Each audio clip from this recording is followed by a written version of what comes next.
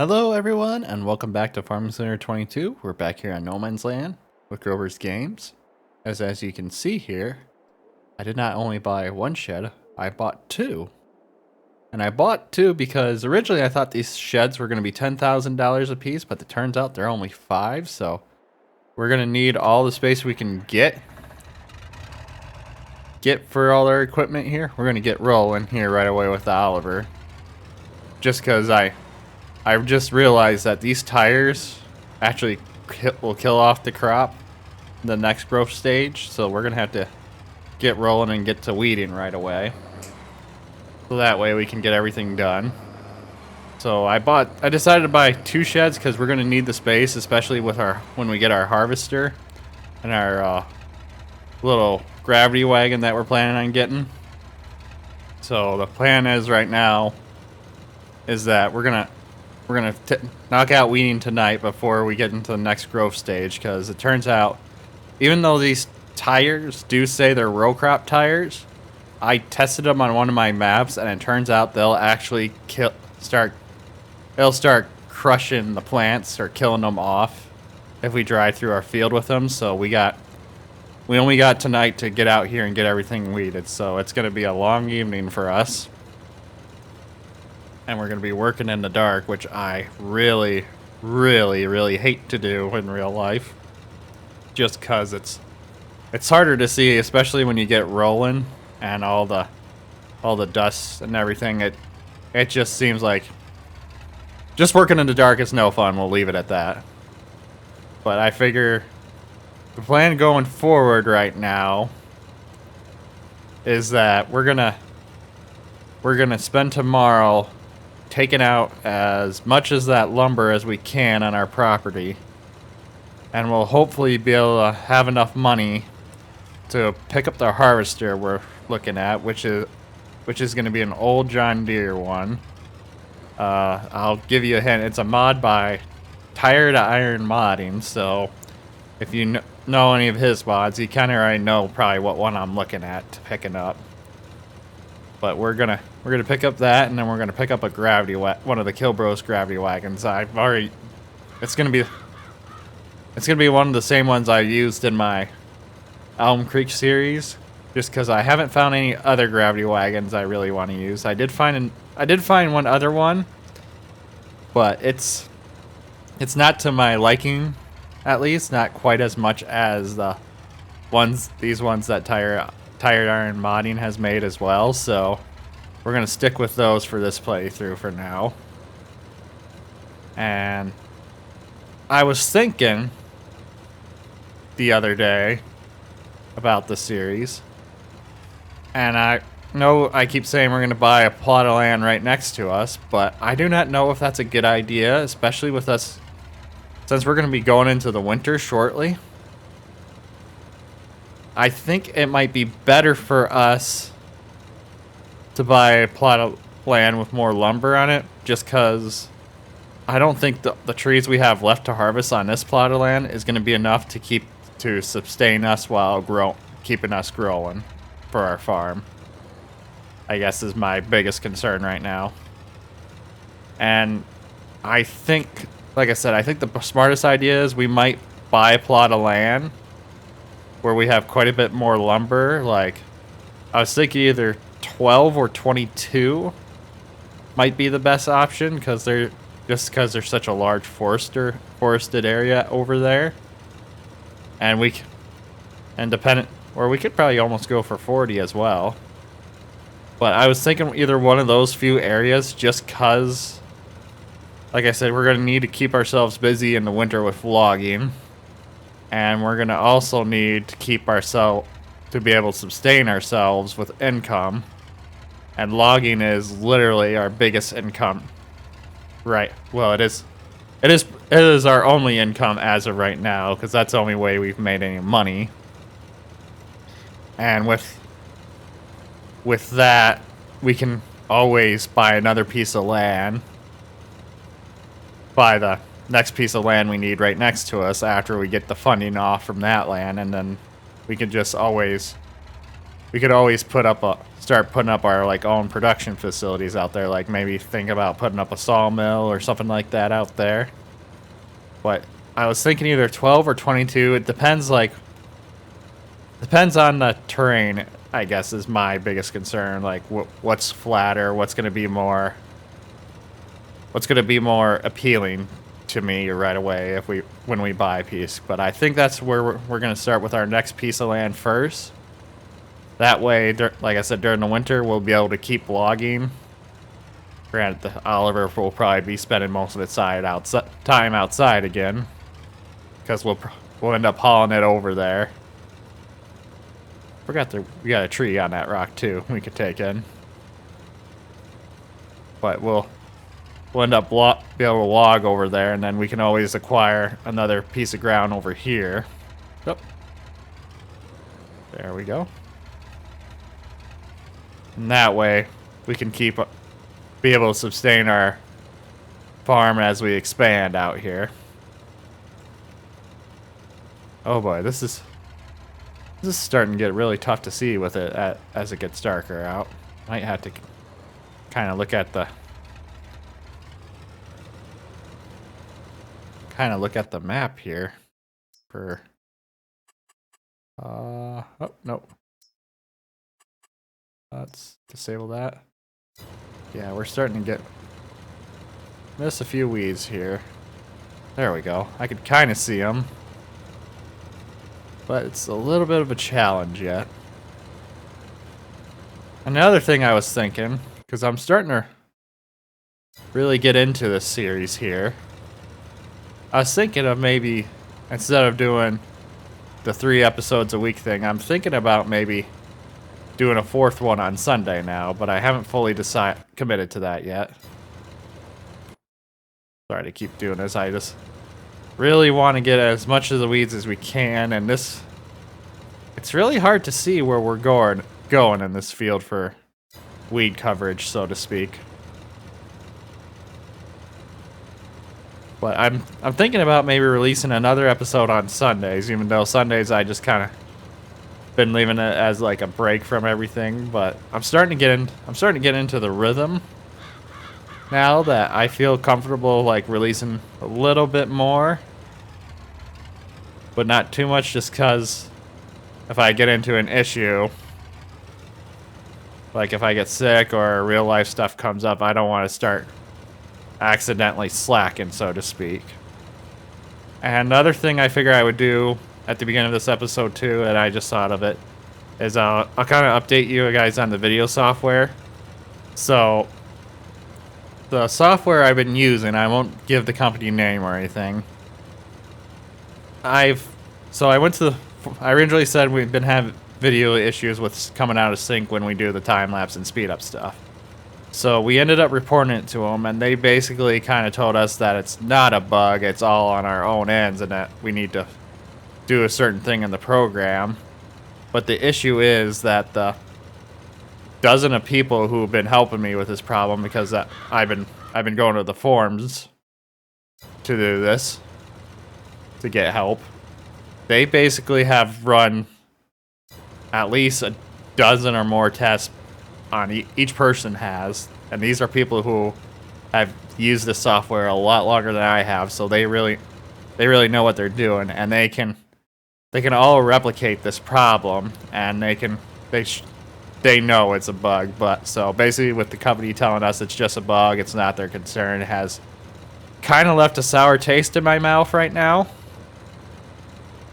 So we're still going to be kind of stuck with my little workaround for now, which is unfortunate, because I hate personally, it makes me feel like that I'm not producing the best of my quality just because the tools are not cooperating like they should be.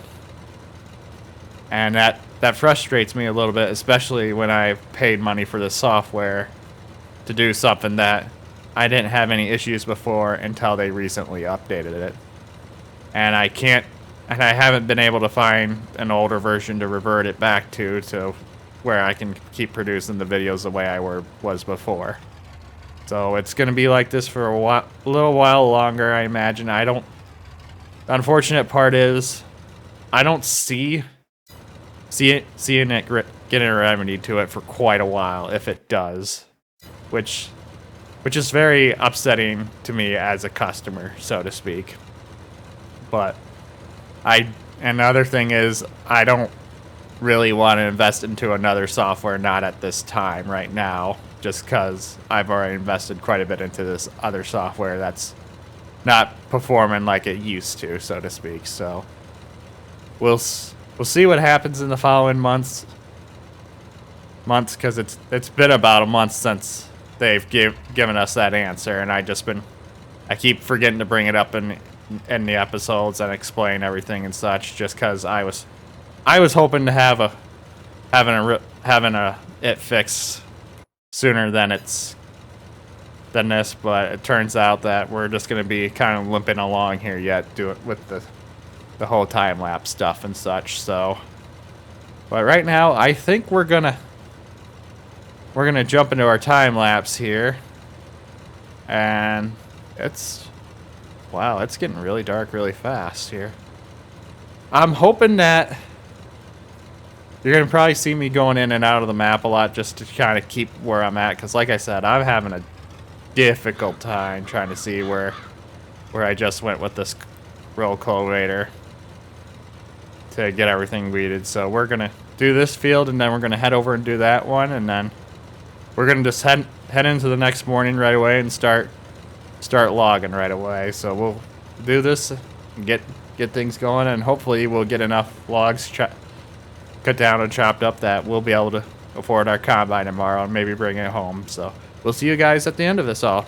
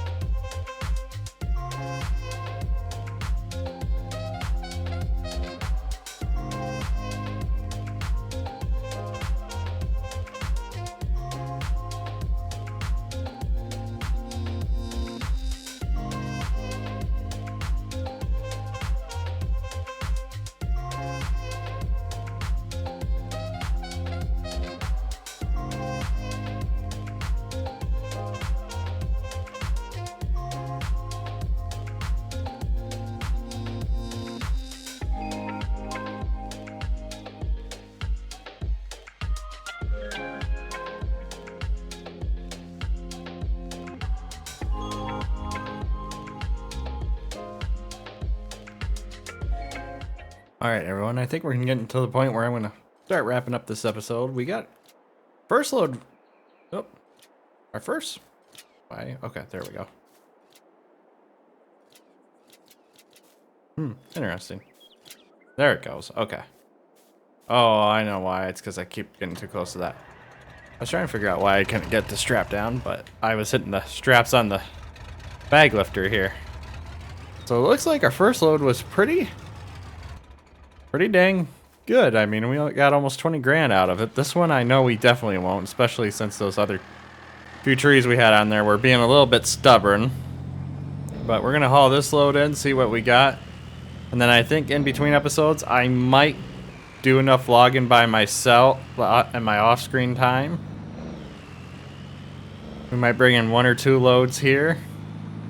And just getting, basically the goal, my ultimate goal is with that is get enough money to afford the harvester. So that way, when we come back, we'll go and sorry, I'm struggling here because I got a lot of things on my. We'll basically go in and we'll start the episode out by buying our new harvester. It'll probably be, by the time I get the 2 more loads, it'll probably be late enough. We'll progress into the next day, and then the next. And then whatever trees we have left out there. I'm hoping that between the silage we'll be selling eventually, which I haven't checked on yet today either, see how far along that was. But basically, the silage that is fermenting, you know what, that's one thing I'm going to check too before we call it a day too, is the for sale market. So that way we know what we got.